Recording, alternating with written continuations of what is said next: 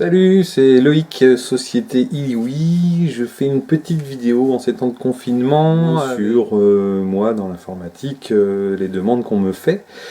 Et travaillant spécialement dans l'open source, Linux et les réseaux informatiques, je voudrais apporter 2-3 connaissances que j'ai sur les solutions qui viennent de l'open source pour la vidéoconférence ou le travail collaboratif. Il y a plein de solutions existantes qui sont très connues, des solutions dites commerciales, mais qui sont très très bien, qui peuvent appartenir à Microsoft, à Facebook ou autres, carrément, je ne les connais pas toutes.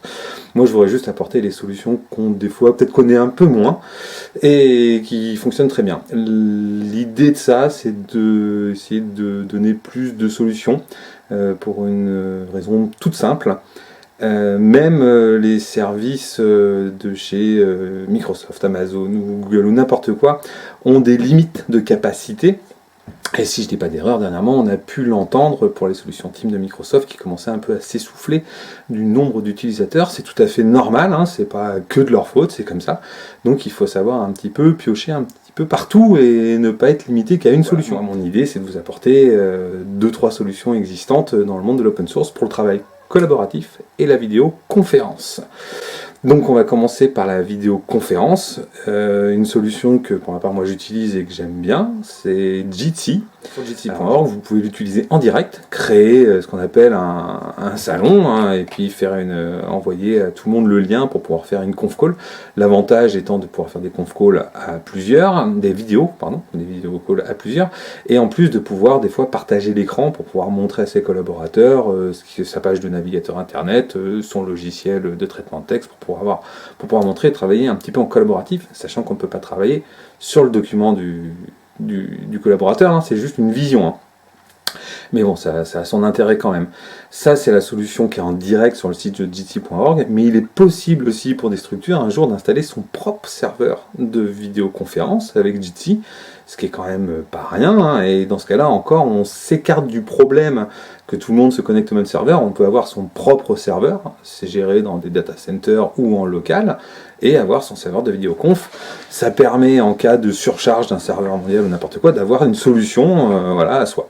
C'est toujours intéressant. Donc je vous conseille d'aller voir quand même sur jitsi.org. Après, il y a d'autres solutions qui existent en open source qui permettent justement des fois de séparer un peu les solutions. Il y en a un qui s'appelle Mattermost. Alors Mattermost, c'est un peu, s'il y en a qui connaissent, l'équivalent de Slack. C'est une grosse messagerie collaborative où on peut faire des groupes de communication, faire des communications privées, envoyer des fichiers, recevoir des flux RSS, partager des documents.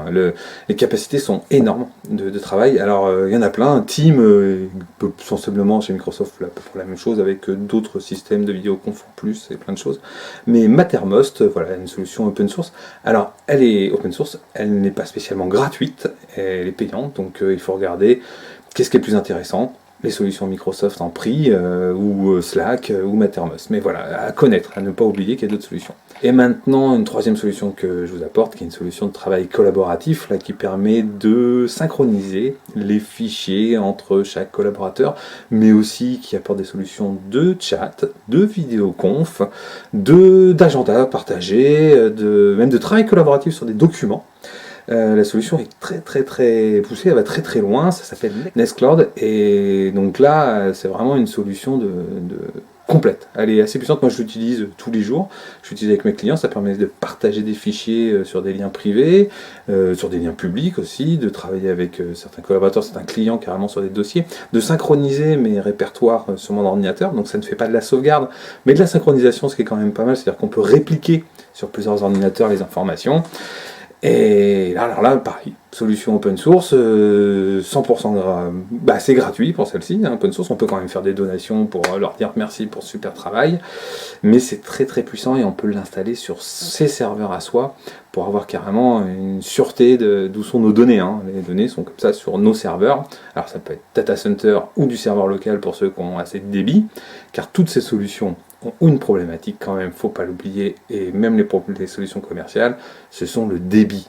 Si on n'a pas de débit, la vidéo n'est pas bonne, ou le transfert de documents n'est pas bon, ou le travail collaboratif est gênant.